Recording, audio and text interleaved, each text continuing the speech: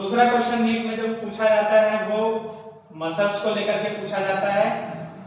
During inspiration किस muscles में relaxation होता है और किस मसल में कॉन्ट्रैक्शन होता है। इसको भी याद करने का बिल्कुल सिंपल सा तरीका है।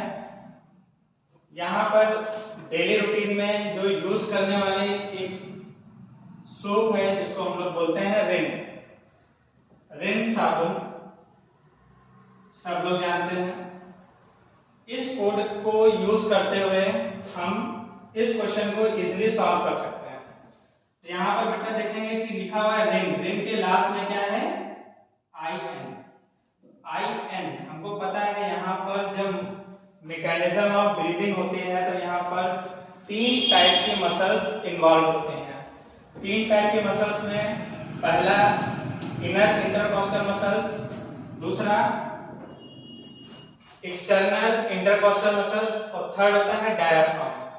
ये 3 टाइप के मसल्स हैं जो इन्वॉल्व होते हैं ड्यूरिंग मैकेनिज्म ऑफ ब्रीदिंग। इसमें बहुत सारा कंफ्यूजन होता है। क्वेश्चंस जो नीट में आते हैं पूछते हैं कि ड्यूरिंग इंस्पायरेशन किसमें कॉन्ट्रैक्शन होता है और ड्यूरिंग एक्सपायरेशन किसमें रिलैक्सेशन होता है। तो इसको हम लोग एक छोटे से कोड से ब्रेक कर देंगे, इसे याद करने की फर्दर जरूरत नहीं पड़ेगी। डेली रूटीन में यूज की जाने वाली एक सोप होती है जिसको बोलते हैं रिन। रिन में आर है और आई एन से अगर बेटा हम लोग बात करेंगे तो आई एन से 2 चीजें निकलती हैं। एक इनर इंटर कॉस्टल मसल्स, दूसरा इन का मतलब यहां पर है इंस्पायरेशन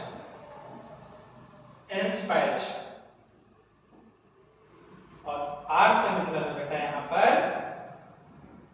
रिलैक्सेशन।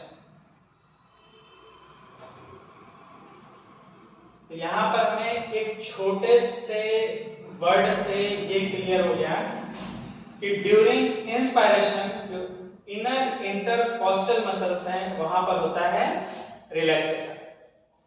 अब इसके जस्ट अपोजिट वर्क करते हैं एक्सटर्नल इंटरकॉस्टल मसल्स। अगर हमें इनर इंटरकॉस्टल मसल्स में रिलैक्सेशन है, इसका जस्ट अपोजिट अपने आप हमको पता चल जाएगा कि यहाँ पर क्या हो रहा है, कॉन्ट्रैक्शन। क्या होगा बेटा, कॉन्ट्रैक्शन। और जो डायाफ्राम है वहां पर भी होगा कॉन्ट्रैक्शन। ये एक दूसरे के पैरेलल चलते हैं ड्यूरिंग इंस्पायरेशन और ड्यूरिंग एक्सपायरेशन। आप एक याद कर लो, ड्यूरिंग इंस्पायरेशन क्या होता है, इसका जस्ट अपोजिट जो है वो होगा ड्यूरिंग एक्सपायरेशन। यानी कहने का मतलब ये है ड्यूरिंग इंस्पायरेशन अगर इनर इंटरकॉस्टल मसल्स में रिलैक्सेशन हो रहा है तो ड्यूरिंग एक्सपायरेशन यहां पर कॉन्ट्रैक्शन होगा। ड्यूरिंग इंस्पायरेशन अगर यहां पर एक्सटर्नल इंटरकॉस्टल मसल्स में कॉन्ट्रैक्शन हो रहा है तो इसका जस्ट अपोजिट होगा ड्यूरिंग एक्सपायरेशन। यहां पे कॉन्ट्रैक्शन है तो वहां पर रिलैक्सेशन होगा।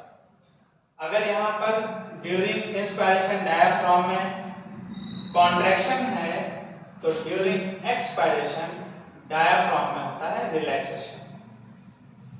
ये बड़ी इंपॉर्टेंट चीज है यहाँ पर, इसको शॉर्टकट में याद करने का तरीका है ये।